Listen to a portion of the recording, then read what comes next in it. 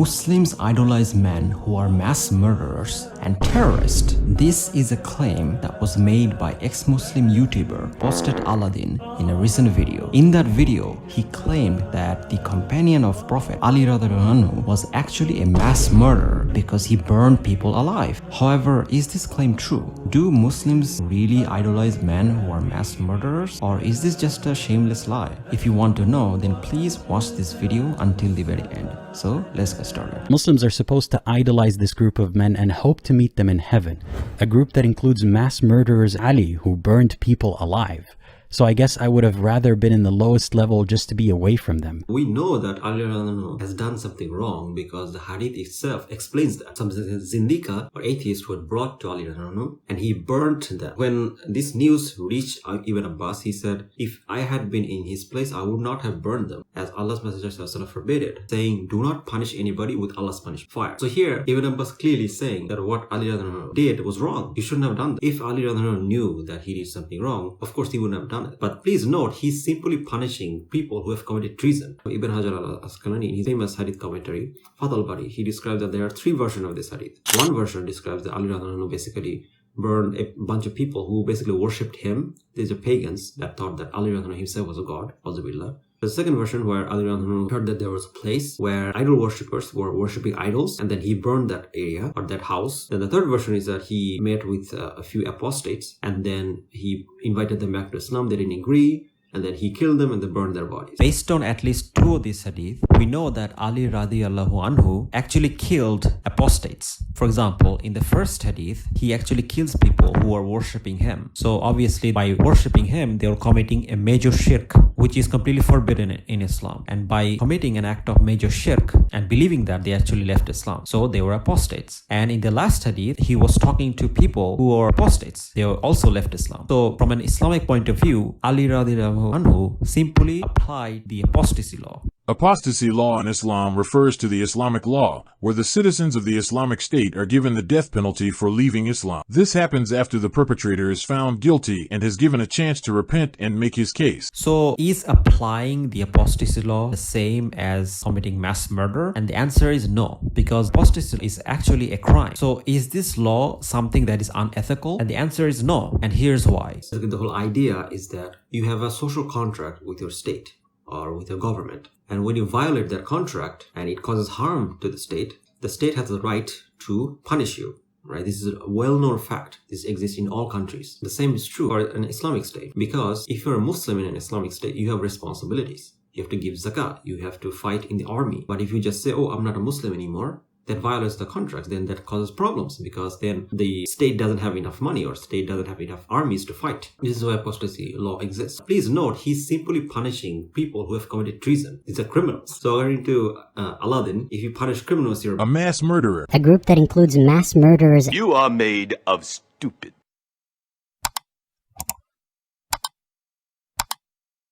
In Surah Al-Rahman, Allah mentioned two levels. وَلِمَنْ خَافَ مَقَامَ رَبِّهِ جَنَّتَانِ. And in the second level, وَمِن دُونِهِمَا جَنَّتَانِ.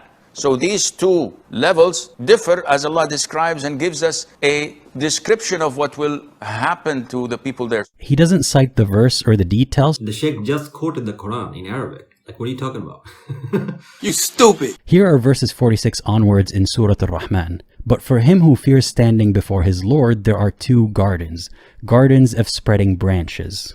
Okay, so the two levels have trees with branches. And in those gardens are two springs flowing, wherein is every kind of fruit in pairs, reclining upon couches lined with silk brocade, the fruit of both the gardens near to hand. So you get easy access to fruits and water while you lounge on a sofa. I'm about to end this man's whole career.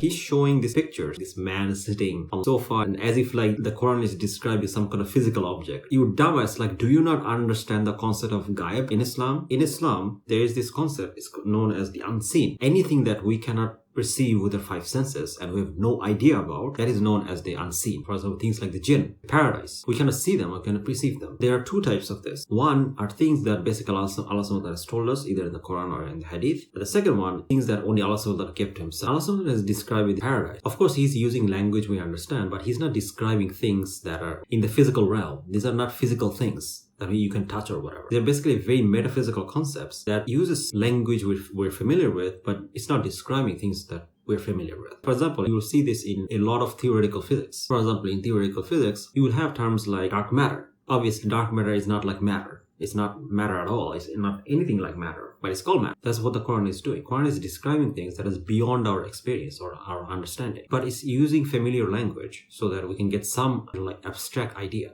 These are very abstract concepts. So to like draw some stupid picture of like the guy kind of like sitting in with like laptop is just so stupid. And it fundamentally misunderstand what Islam is actually saying here, or what Allah subhanahu wa ta'ala is saying here. Therein are those of modest gaze, whom neither man nor jinni will have touched before them. That's referencing Hur al-Ain, the virgin maidens promised to Muslim men, in beauty like the ruby and the coral stone, and beside them are 2 other gardens. Wait, am I reading the wrong verse? No, it's a different verse about gardens again. Okay.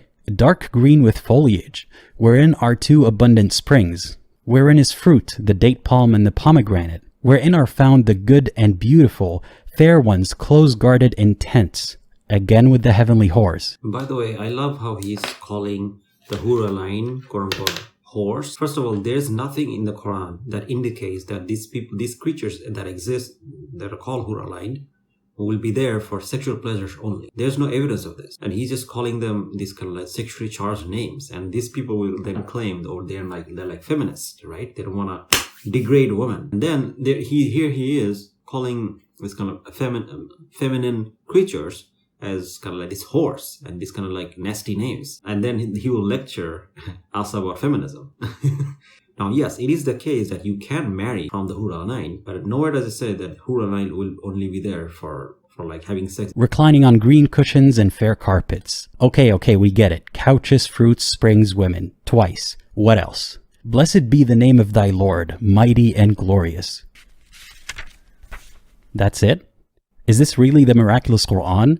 Repetitive ramblings about trees and hoes? And not the gardening variety. The point is, nothing in this surah tells us the difference between the levels of Jannah. Does he have a comprehension problem? In 55:62 it says, and below these 2 gardens will be 2 others. So what it's basically describing is that besides these 2 gardens, there will be 2 other gardens, meaning it's describing another paradise. So it literally says that, and he reads it and acts like it doesn't say that. And also that he said that it doesn't really describe the difference between these 2. When in reality, the verses he read, if you read verse 54, it describes that the residents of this paradise will be sitting in a sofa or a chair or something like a chair or a couch. And then in 55:76, it describes the residents of this paradise as reclining or sitting in green cushion with splendid carpet. So I don't know, like, does Aladdin thinks that sitting on a sofa and sitting on a carpet is the same thing? Like, how stupid do you have to be? Like, this is from your own references. Nothing in the surah tells us the difference between the levels of Jannah. Come here, let me slap you. So here he's also committing the quoting out of context fallacy. So he says that, oh, is this just, this verse is just a bunch of repetitive ramblings. Yeah, that's because you're reading the verse wrong. I mean, like, you're reading it in English and then you're reading it completely out of context. So the thing is that Surah Ar-Rahman is one of my favorite surahs in the Quran. It is a very beautiful surah. The whole chapter is about God's love to his creation and how much he loves his creation. It doesn't even matter whether you're Muslim or not. I'm telling you that just go to YouTube and search up Surah Rahman, Arabic recitation, and just listen to it. Look at how beautiful it is. Like, it is so beautiful. Like, when you're listening to it, you almost get enchanted by how eloquent it is. It's one of the most beautifully expressed things I've ever heard. Like, this is how you know these people are not being honest. These are complete example of intellectual dishonesty. He is not engaging with the actual material in honest way. And I bet he didn't even listen to the whole chapter being recited or even thought about it. Either you don't understand eloquence or you're just being dishonest. وَمِن دُونِهِمَا جَنَّتَانِ. So these 2 levels differ as Allah describes and gives us a description of what will happen to the people there. So lazy people only think about, well, if I can guarantee to enter any level of the Jannah, I don't care, even if they put me near the doormat, I want to be in Jannah. This is lazy. And this is, with all due respect, stupid. Whoa, Sheikh, calm down. Why are you getting all worked up? My guess is it's because he's forced to confront his cognitive dissonance and that feels uncomfortable.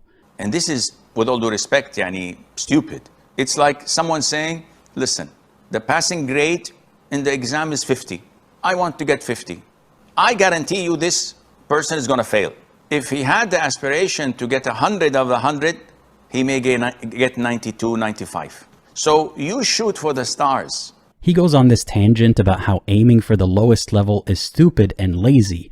He set up a straw man just to call the question or the person asking it stupid. Which again is a lie. No, the scholar never insulted the kid. He never said the kid is saying that, oh, I'll be happy if I am near the doormat of Jannah. He's simply criticizing the mentality that if you have the idea of being okay with the lowest common denominator, then chances are you will probably fail. So you should shoot for the stars. You should do your best. That's what he's saying. Like, he's not insulting the questionnaire here. So it's a complete straw man. He just lies about the shack. If you like the video, don't forget to like, share, subscribe. If you want to support me, you can support me by becoming a patron or a YouTube member. Inshallah, see you in the next episode. Assalamu alaikum.